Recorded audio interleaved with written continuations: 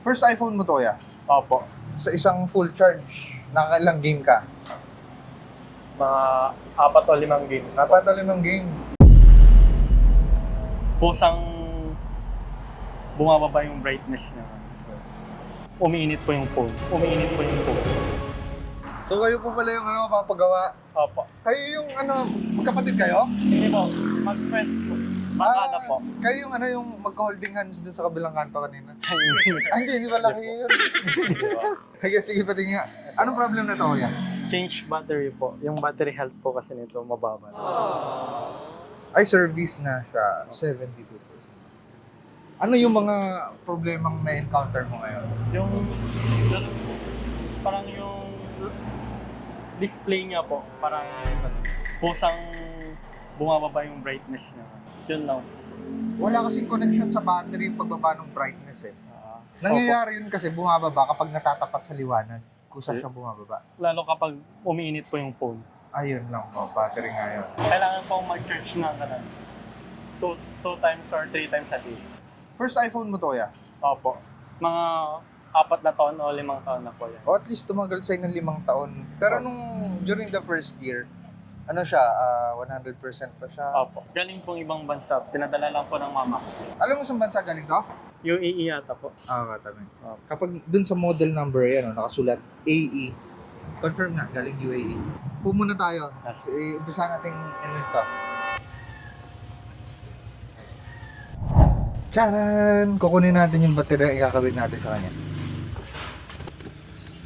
Ito yung battery recommended kong ikabit sa'yo at sinisigurado kong hindi ka ipapahiya nito. Yan ang Delta 2. Kami lang mano yan. Yung capacity niyan, i-open mo. Kung mag-unbox.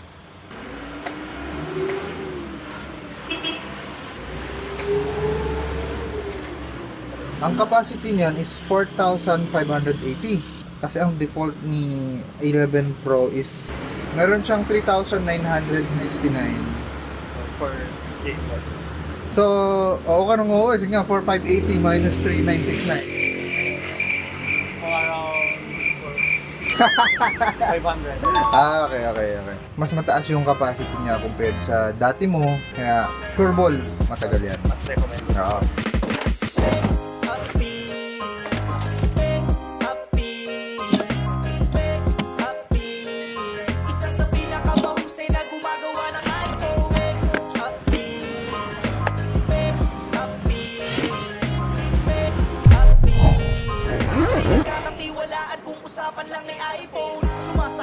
Sintido mo sa kakaisip kung saan papaayos sipin mo.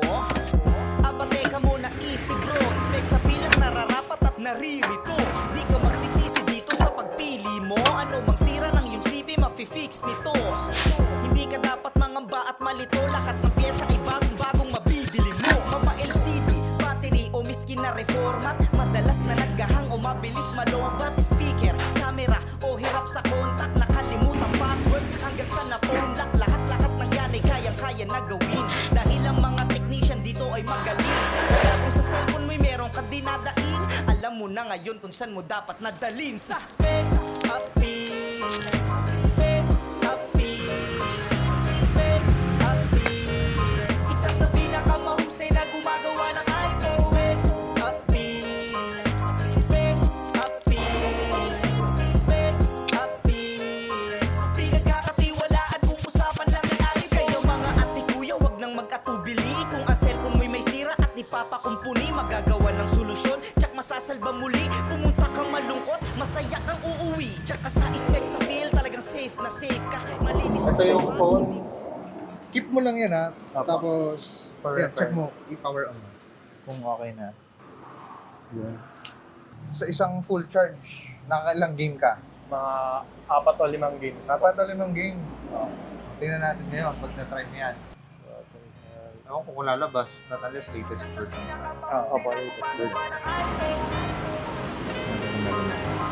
Verified. 100% na. Okay. Thanks.